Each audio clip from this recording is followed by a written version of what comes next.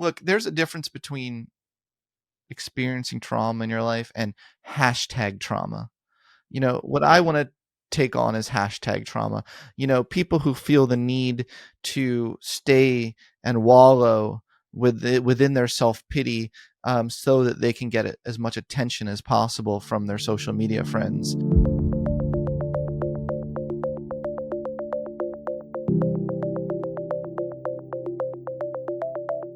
What could go right? I'm Zachary Karabell, the founder of the Progress Network, and I am joined, as always, by my co-host, Emma Varvaloucas, the executive director of the Progress Network. We spend a lot of time on this podcast talking about politics. We talk about culture. We talk about culture wars. We've ranged far and wide. We probably haven't done quite enough on science. We've talked to astrophysicists. We've done some on artificial intelligence, but today we're going to talk to a cognitive psychologist about what's going on in the mind. Who are we? What is the learning of these fields and research over the past decades? How has that illuminated human consciousness, human intelligence, how we think, how we act, who we are? And we probably should have these conversations a little bit more, but we're really excited to have one today. So Emma, tell us who we're going to talk to. Today, we're talking to Scott Barry Kaufman. He's a cognitive scientist and humanistic psychologist, and his work explores the depths of human potential. As such, he's also the founder and director of the Center for Human Potential.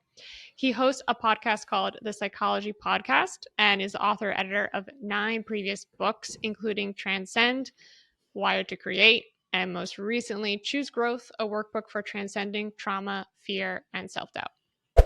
Welcome to What Could Go Right, Scott.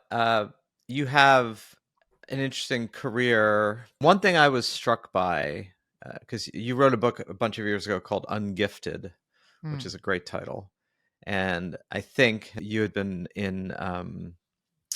put into some special learning programs as a kid. And one of the things you were trying to show in the book and in your work is that the way in which we've scanned for what we call intelligence is flawed, and it funnels people into a very particular pathway, and we would do much better in looking at this differently. So I want you to talk about that. I'm also interested in the degree to which, even though your background, my background, Emma's background are in, what we would call sort of traditional elite education, higher education, whether or not the result of all those mechanisms that you talk about that screen for intelligence end up creating, if not hothouse flowers in those particular environments, then a kind of a particular type of intelligence that then leaves by the cultural and social wayside all sorts of other intelligences that we could all benefit much more from and are therefore, I suppose, underutilizing.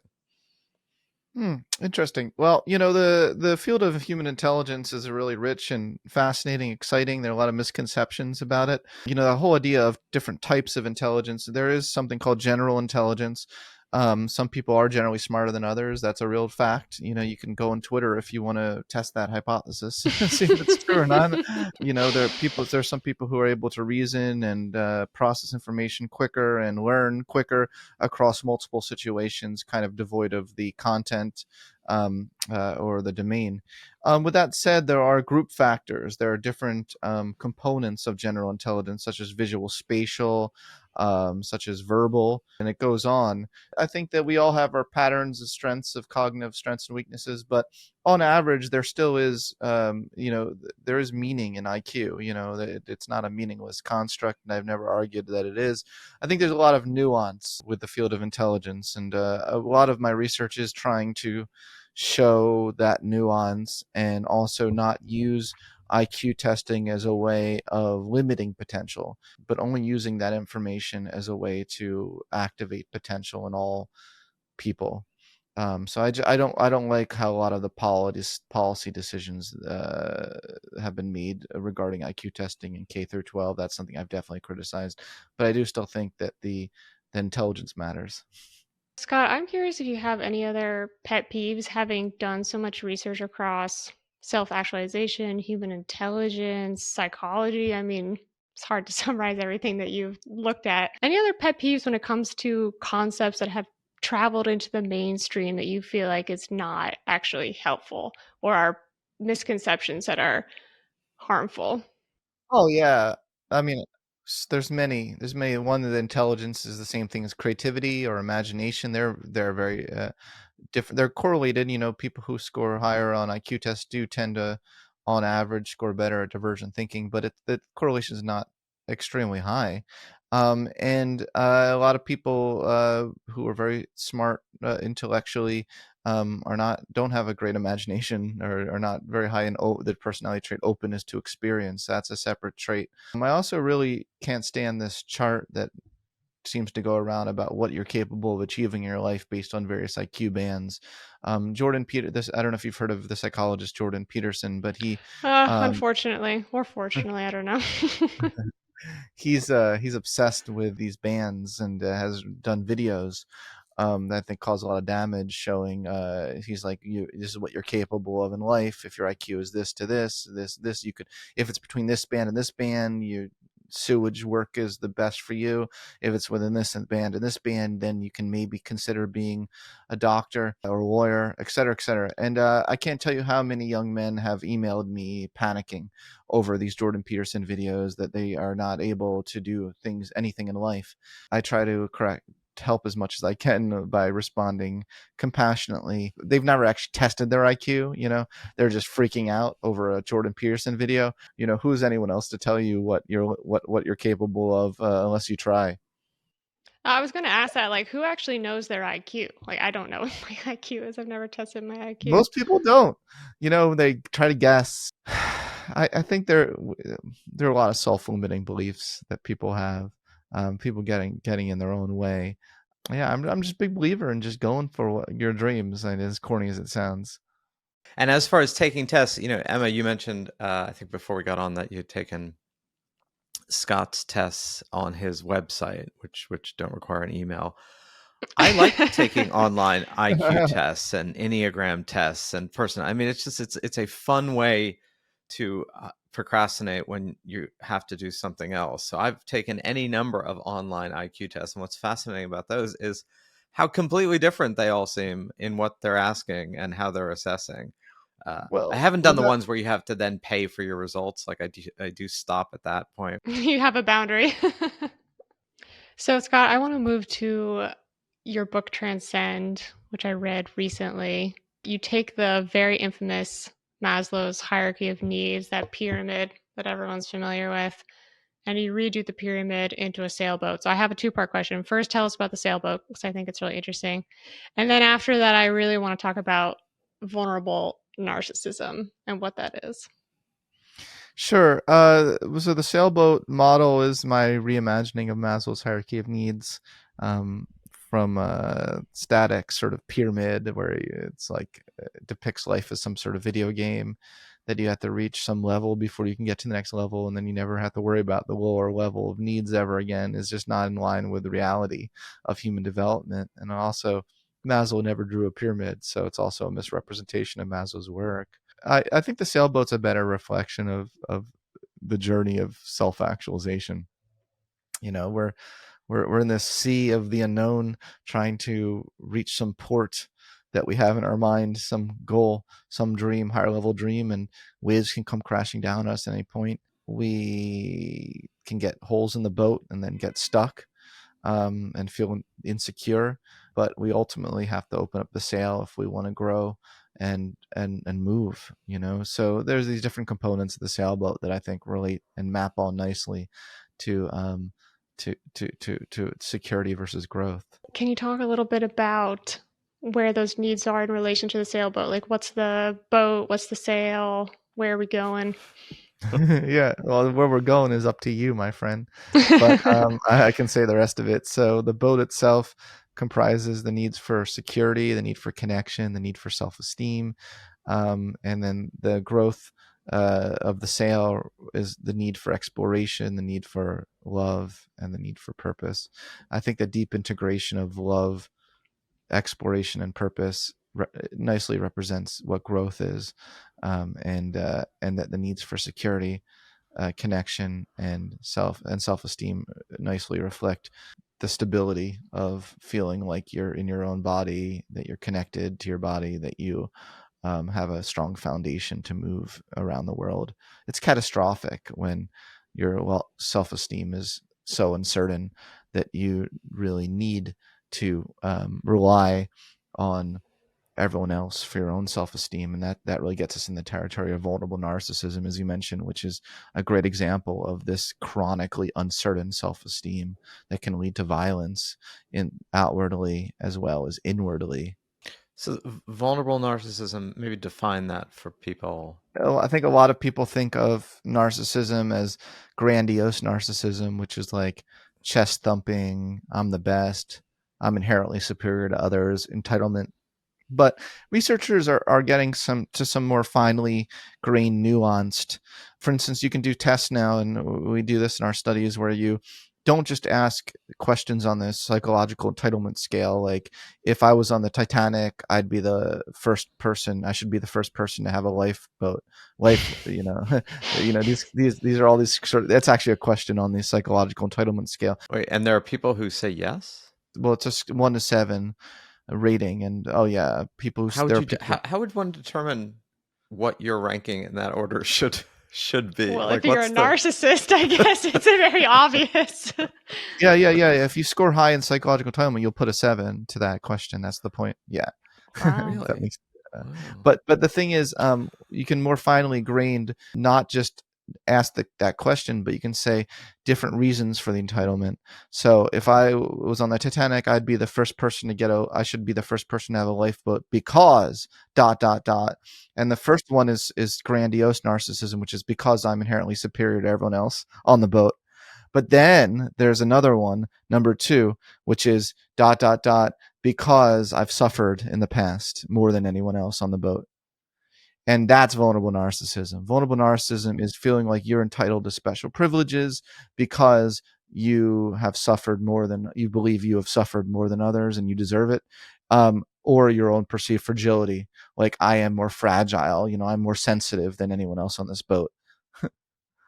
That's wild. It's funny, I didn't know about this test of I mean, it's hard to picture a situation in which you sort of feel like you have a greater right to live than 2,000 other souls because you've been more harmed. But I guess that is, in fact, a real place.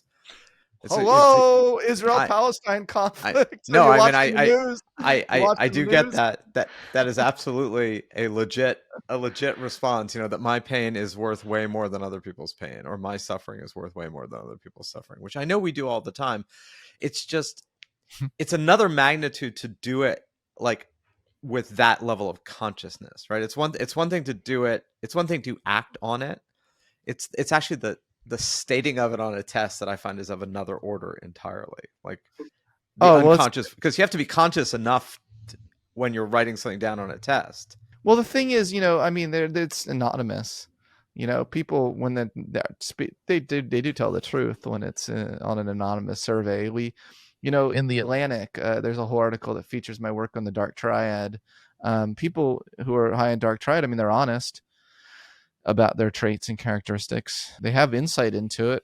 Dark triad people know they're dark triad, but they're actually proud of it, which is the point of that. They're proud of it. They're not ashamed of it. You're really speaking from a worldview of a light triad person, which maybe it's hard for you to like see the world through the eyes of a dark triad person, but dark triad people are very proud of their assholery.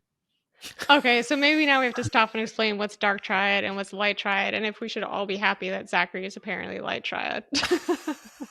Or maybe I just want people to think that I'm light triad. Maybe. Are you a vulnerable narcissist? That's the next thing we got to check. Well, that would be Machiavellianism, which is one part of the dark triad. Dark triad comprises Machiavellianism, which is manipulation of others, maybe manipulating other people's perceptions of you, narcissism, and psychopathy. Actually, some have argued that the dark tetrad exists, which is sadism, everyday sadism. Everyday sadism is that you go around your everyday life really enjoying and getting pleasure from humiliating and embarrassing people. And the light triad?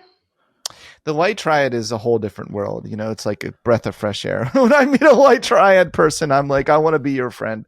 So light triad people tend to score high in the opposite of the opposite of Machiavellianism. We call it Kantianism. Another aspect of the light triad is humanism. Hmm. So treating people, every individual, with dignity and respect. And then there's faith in humanity, which is the third one. Third member of the light triad, which is, even though you recognize human imperfections, you still believe at the end of the day that people are basically good at heart. So you haven't gone into cynical world quite yet. I mean, for me, just like you did with the Maslow and sort of refining or progressing an earlier theory, you're building upon a lot of other work. If you're building on things that a lot of human beings have tried to articulate, maybe in a more atomized way, right, and bringing it together in a more, let's call it, a unified field theory of human consciousness. And I think there's always great value to that. The challenge of distilling types, right? Well, one, there's the kind of the 80-20, meaning if you get most of the bell curve of humanity, but what about the outliers, right? So that's always a question. Can any theory incorporate the outliers? What does one do about that? Do you just accept that there are always going to be individuals who do not fit any particular box easily? Yes, absolutely. I mean, what we do is, they're not boxes. The research suggests that you can classify within each person their constitution of light versus dark traits. In fact, we have a scale online. You can go to selfactualizationtest.com. You can take the test, and it'll say how much Yoda is within you and how much Darth Vader is in you, and using their scales. So what we've published papers looking at the proportion of within each person, that you're light versus dark, and very few people are pure dark triad. Only we estimate about 7% of the human population. Now, they cause all the havoc in the world, right? But it's amazing what only 7% of the human population can do for the rest of the 93%. But with that said, most 50% are a mix of light and dark traits. So that's true. But interestingly enough, about 43%, 43% are pure light triad. So that's kind of cool. That's nice. That's a sweet thing to think about. Yeah. Look, I think most people really do mean well. I think that when you trigger or activate their defenses, people turn into assholes, and that's part of human nature. But I think as long as you don't, activate their defenses in an extreme way, I think most people really want to do good in the world and want to at least be seen as good. I mean, my feeling about this is a piggybacking onto what Zachary said, which is, am I now supposed to avoid dark triad people? Is it like, if you have some dark triad in you, that's something you're supposed to be working on, like a self-improvement project? What do I do with this in my day-to-day life, I guess? From which perspective?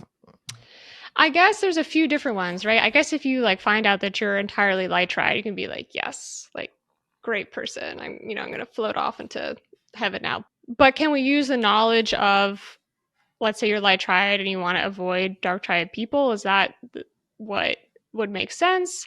Or from the opposite perspective, let's say you find out you're full of dark triad traits, but a sliver of you wants to not do that anymore. Can you work on that? Or is that just how you are? No, I mean, I think with all personality traits, I don't think it comes down to something that's immutable throughout the course of your day. Your personality is really your patterns of behaviors and thinking and motions. We're not talking about like you are this 20. There's no one who's an introvert 24/7. There's no one who's an extrovert 24/7. There's no one who's an asshole 24/7. No one who's a good person 24/7. I think a lot of light scorers on the light triad, a downside for them is they tend to be people pleasers. And I've really been really interested in helping people pleasers recognize how much they're causing so much suffering to themselves by not being able to set appropriate boundaries, and to not always immediately spring to action every time they feel empathy for something.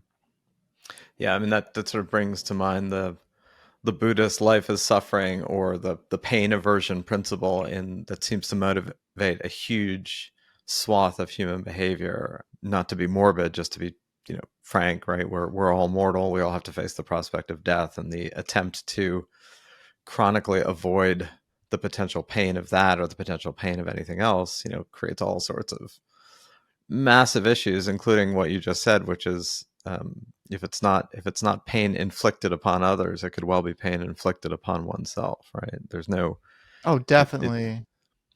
Definitely. I've been studying, I've been really interested in incels, who are involuntary celibate men, and they're linked to vulnerable narcissism. Most incels are not violent against others. Most of them have suicidal ideation and are anxious and depressed.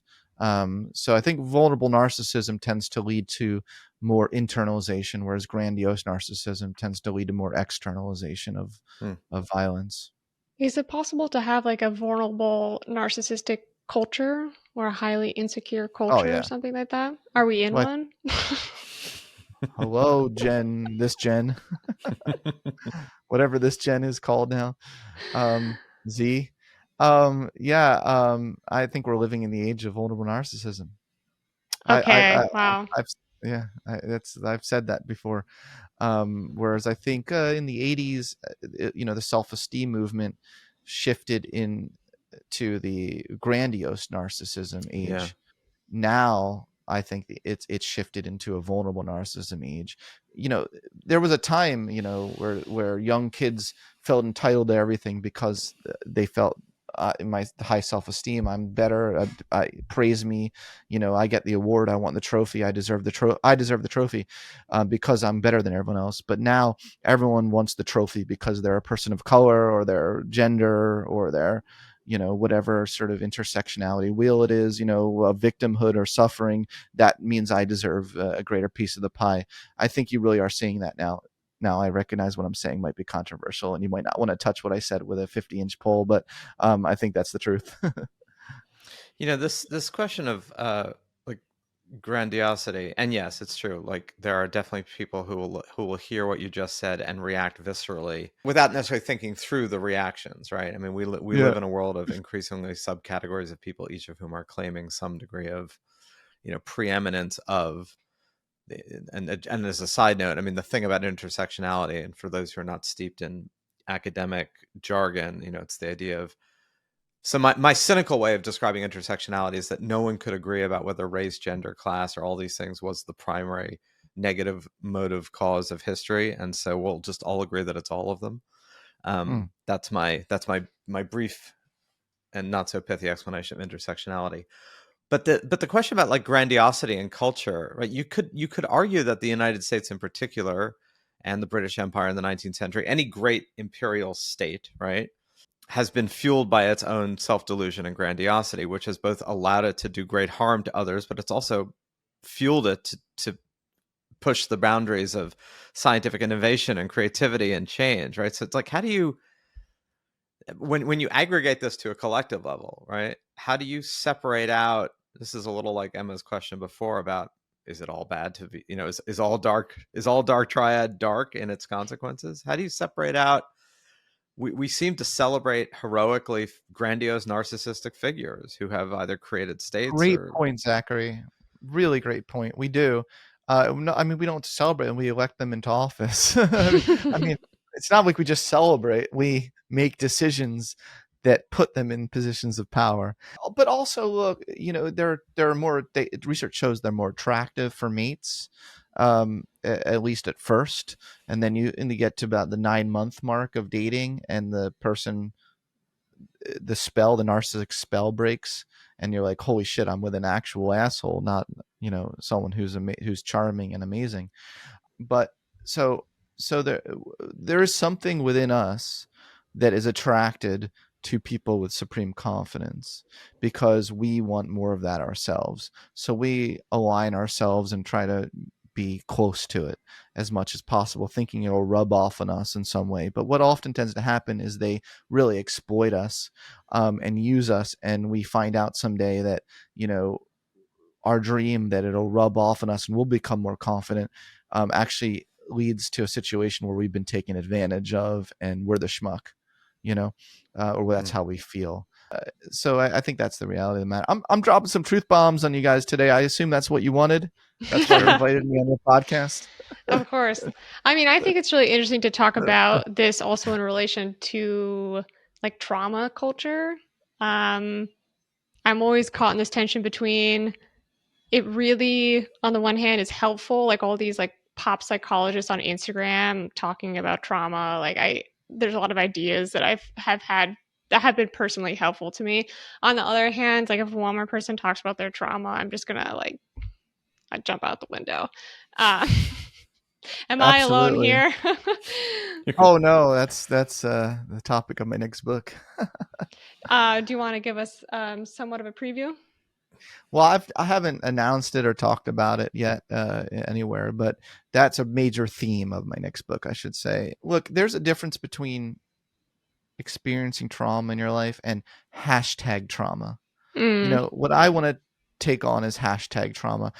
People who feel the need to stay and wallow within their self-pity, so that they can get as much attention as possible from their social media friends, and get clout over it, is a whole different story. The research actually shows an interesting, and I wrote about this for Psychology Today, zero correlation between those who are actually highly sensitive people, and score high on HSP scales, and high sensitivity signalers. High sensitivity signalers are people who they're not actually highly sensitive, but they signal in every situation like, oh my God, I can't deal with that, or I need to get out of that thing, or that homework is too hard for me because I'm a highly sensitive person. Those people tend to score high in the dark triad traits. Interesting. So that's the deal with that. The highly sensitive signalers are also Signalers. Machiavellian and They tend to be. They tend to be. psychopathic. Most people who've gone through legitimate trauma don't want to talk about it incessantly. I have a lot of compassion, of course, I don't want to sound like and come across here like I don't have compassion. People who've gone through horrible, terrible things, there is a process to help them heal and to move forward with their lives. But most of those people don't enjoy constantly ruminating and talking about it on social media. They don't do it in a way where they're like, hey, everyone, look at me. I've had trauma. Aren't you so proud of me? It doesn't make any sense. Yeah.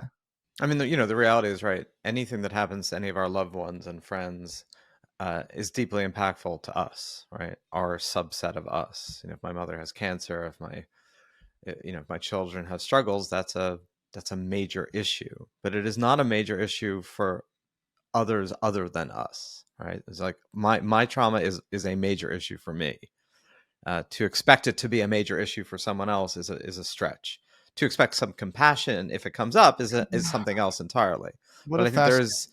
there is a fetishizing of trauma collectively that, look, these things may be cultural pendulums insofar as things that have been ignored and neglected, which is excessive in one direction, then gets excessively attended to in another. And you use the Kantian imperative, we could use the Hegelian imperative. Maybe this is all just human beings in a continual state of Hegelian evolution. We have a thesis, and then we have an antithesis, and then we have a synthesis, and then that becomes, it's like a thing. I don't know. Yeah. Well, a lot of related to this is the idea of triggering, and I have said on social media, and it pisses off a lot of people. Your triggers are your responsibility. You can't expect that everyone should tiptoe around you and mind read all of your traumas and all of your past history of triggers. You have to take a certain sense of responsibility for for changing your environment in ways like you are the one with the knowledge of what triggers you. So I don't like this idea of like let's say someone gets triggered over something, they're like, and then they blame it on someone else, and say, I was traumatized, don't, I shouldn't have to do that, or you shouldn't look at me that way, or you shouldn't have said that to me, I'm triggered. there's a certain sense of responsibility I think that people aren't taking in this trauma obsessed and trauma blamed. So people are blaming everything on their traumas, it down to like I have back pain. Oh, I read the body keeps the score, so my back pain must have to be related to that time when I was 3 years old and whatever happened to me. People, it's really out of control, and it's out of control in a way that's not in line with the science. A lot of the science shows that there's a lot of things that we do with trauma that it is really just a narrative. Trauma, they're traumatizing situations. They're all there are potentially traumatizing situations, PTSs, or experiences, PTEs, potentially traumatizing experiences. But it doesn't mean the trauma is the narrative and how you've interpreted it, and how you in your memory of it. And just memory is not a direct recollection of anything. It's reconstruction. It's a reconstruction from everything we know in cognitive science. So there's a lot of nuance here that I just think gets lost on #trauma. Yeah, I mean, people are really reactive about this issue. Like, I shared a piece from Freddie Dubois in our Progress Network newsletter recently, and I've only ever gotten as heated a reaction to something when I questioned, some impact of climate change. That was also during the pandemic, so I think people were feeling a little bit stir crazy. But yeah, I was kind of shocked. They were like, "You are not taking seriously. This person is punching down on people with trauma," and I was like, "I don't think they're punching down on people with trauma. I think that we're just losing in pop culture the ability to get beyond this." I mean, the whole there's a whole backlash against the body keeps the score now, and about Thank God.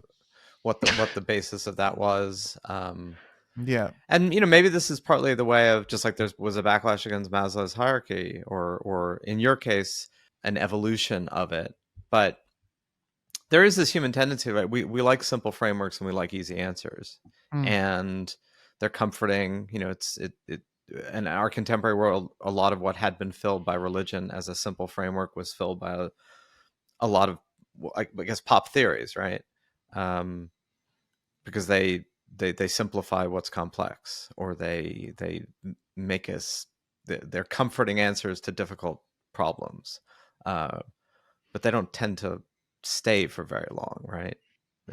They tend to move on. I'm curious about your work in terms of the choice not to be in academia, right? The choice not to be a professor. I see being a tenured faculty member very limiting for certain kinds of people, and very empowering and wonderful for other kinds of people. I am the kind of person who values my freedom more than anything else in my life. I value my intellectual freedom. I value my creative expression.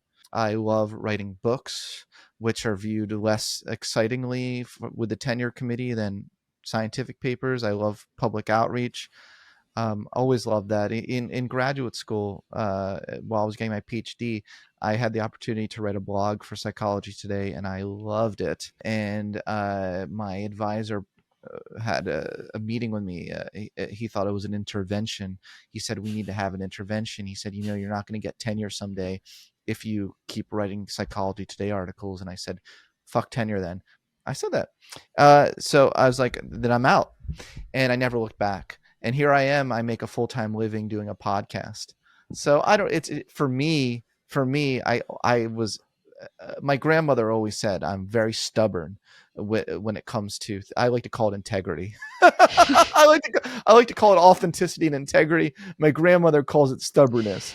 Maybe she has a point, but if you tell me you can't do what you love to do, I will immediately react in the opposite direction and say, then I'm out with all of you guys.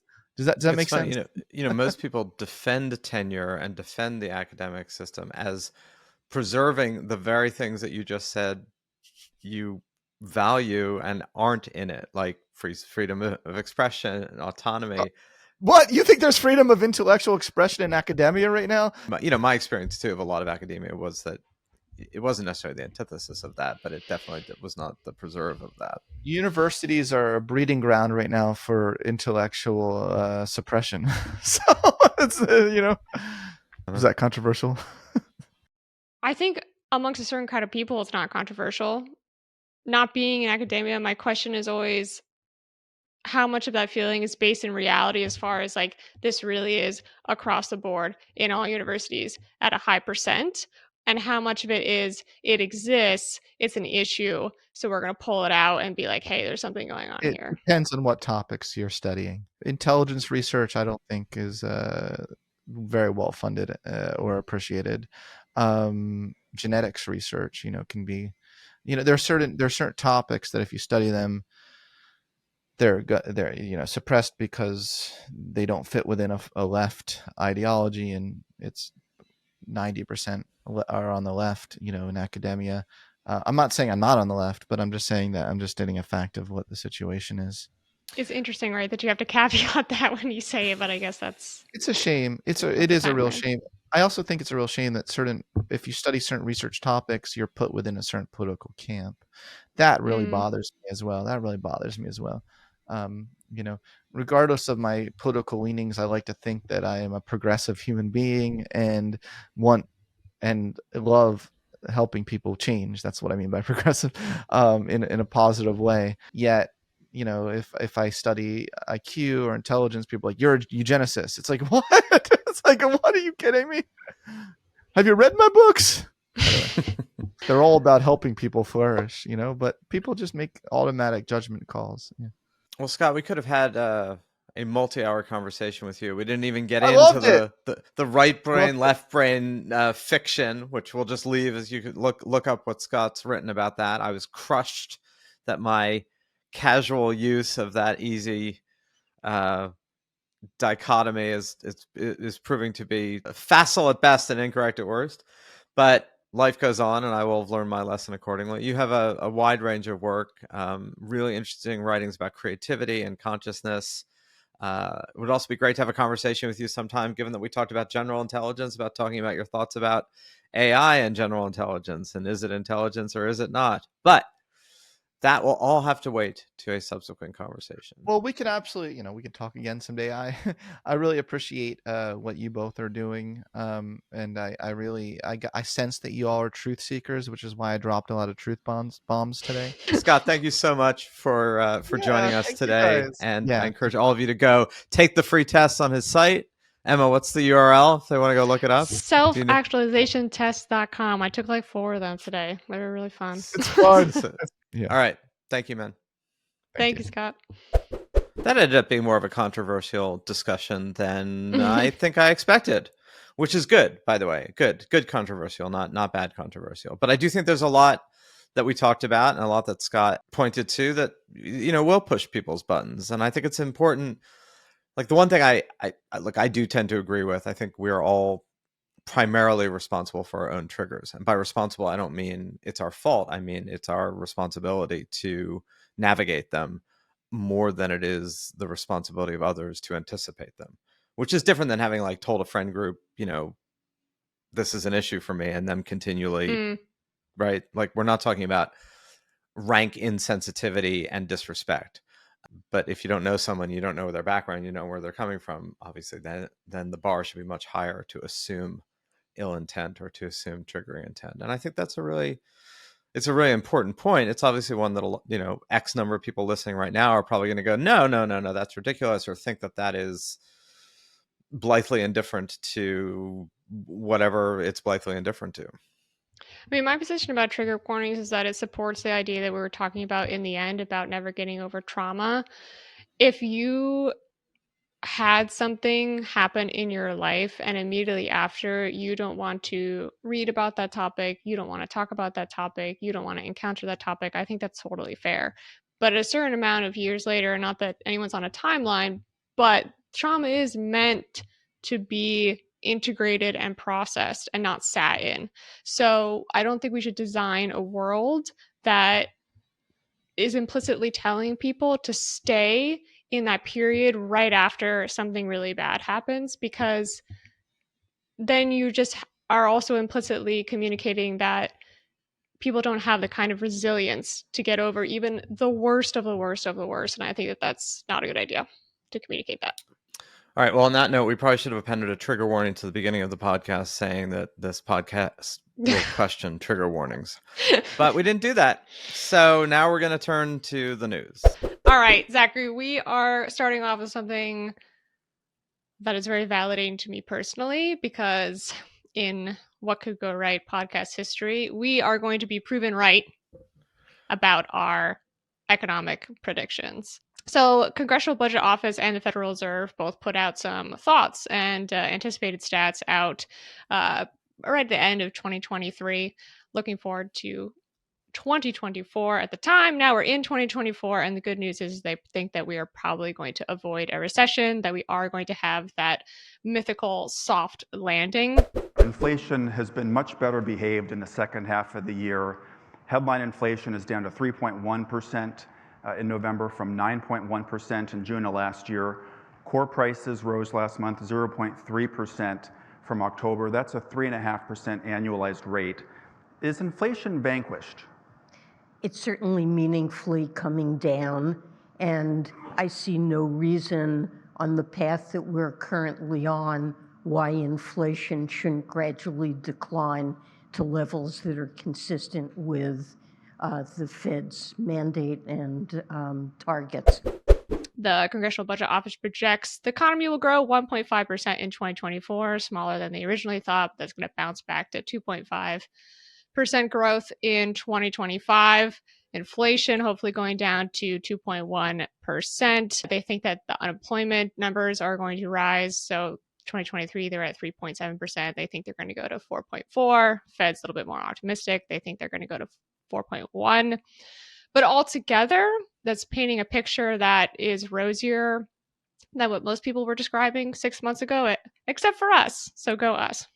So the weird thing about recessions is they don't get called until usually well after they're over and done by, and they're called by the National Bureau of Economic Research, called as in when are things determined to have been a recession.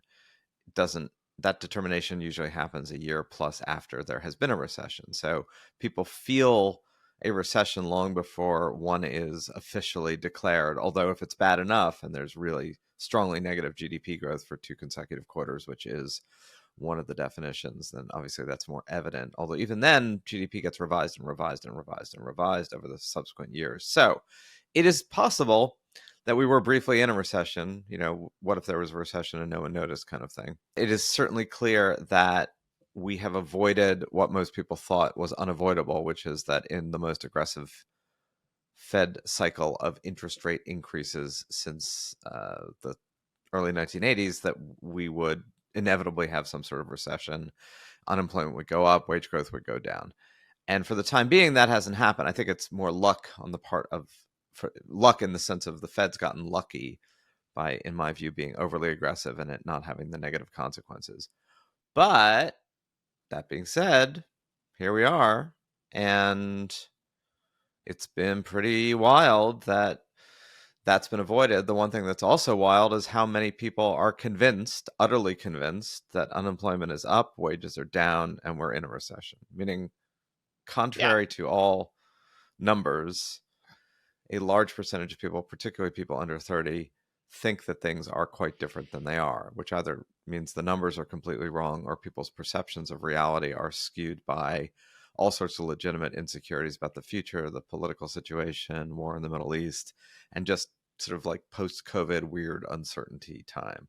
Personally, I'm in the camp that thinks that that's mostly from inflation, that people are looking around still and are having sticker shock and are just kind of waiting for prices to go down. I think if prices go down, people will feel better generally about the economy. But certainly, I heard on the radio the other day in the States, someone was like, there are so many people looking for jobs right now. And I was like, someone did not tell this lady that. I mean, I'm sure there are people looking for jobs, but someone has not told her that the employment rate is super low, particularly for historically the neediest people in the US. So yeah, and part of the problem is lessening inflation doesn't actually mean the prices are going down. It just means that the rate at which they're going up is going down. And that's going to be a problem in 2024. All right, let's move on from the economy. We'll see what happens this year. I have a story from the last moments of 2023, and I am anticipating significant pushback on this, but I'm going to bring it to you anyway. So people may not know that in 2008, there was a convention on cluster munitions. So cluster munitions being the kind of explosive device that has several smaller explosive devices in it. So it sort of explodes these little bomblets everywhere, which sounds awful. And the second awful thing about them is that a lot of them, when they land, they don't explode immediately. So they can be hidden somewhere and explode months, years later, and harm civilians even a long time after an active war. And in 2008, 112 countries agreed to destroy their cluster munition stockpiles, clear the cluster munition remnants.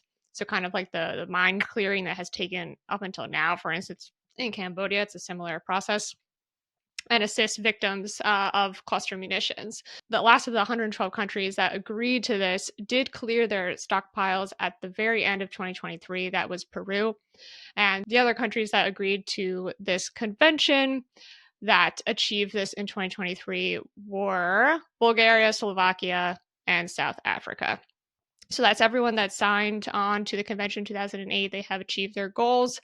The big, massive caveat to that is that the countries that you would really care about most about producing and using and having cluster munitions are not party to this agreement. So the kind of big baddies of the world, including the US, Russia, India, Israel, North and South Korea, Singapore, Turkey, Poland, all these places that have kind of, I don't know how to say this, maybe particular reason to have weapons on hand. They have not agreed to this. They still have lots of cluster munitions. White House National Security spokesman John Kirby says Ukraine's forces have made notable progress in their offensive against heavily entrenched Russian troops in the south. CBS's Deborah Pata traveled to the eastern front lines for a rare look at the use of cluster munitions supplied by the United States. The controversial US-supplied cluster munitions, which sometimes fail to explode, endangering civilians long after a war is over. But artillery commander Musi Khan says they are crucial because they can cover a wide area using only one shell. I think this one can risk sounding very Pollyannish, where it's like 112 countries that weren't at war anyway and probably will not go to war have destroyed their weapons, but these other ones that have not. So, but in general, I do think that these sort of stops and starts toward a world where that is less armed to the teeth, or certainly less armed to the teeth with certain types of weapons, which has been part of the international dialogue since the end of World War I. I don't think we should look at this cynically just because it remains an uphill struggle to get the large armed countries that really matter, like the United States, China, Russia, to back off of those weapons, because we live in real time, so everything is messy and noisy, and there's a lot of one-step backs that you're aware of, even if you can sometimes be aware of the two steps forward. That is, if you even believe in the two steps forward, one step back equation. And so, yeah, I would say to those who say, well, come on, who cares if 100 countries that aren't even making the weapons destroy the weapons they bought from the countries that are still making them and could potentially use them. Nonetheless, a global move that says, hey, this is not a, if there is just war, you don't need cluster munitions to fight one. And so we're just not going to accept this, just like we haven't accepted the use of biological and chemical agents, let alone nuclear. So I didn't realize when we, started the good news portion of the podcast that would involve talking about so much morbid, macabre, depressing stuff. Yeah. But we've always said that this is not that it is good news within context, and also it's more of a recognition of acknowledging movement, even in a really ugly set of human realities, is still necessary. That expecting purity and brightness and daisies as the definition of the human condition is ridiculous, but recognizing change and motion even within challenge and ugliness is part of the task and requires some effort. Yeah, well said. That's it for today. All right. Thank you all for listening. We will be back next week.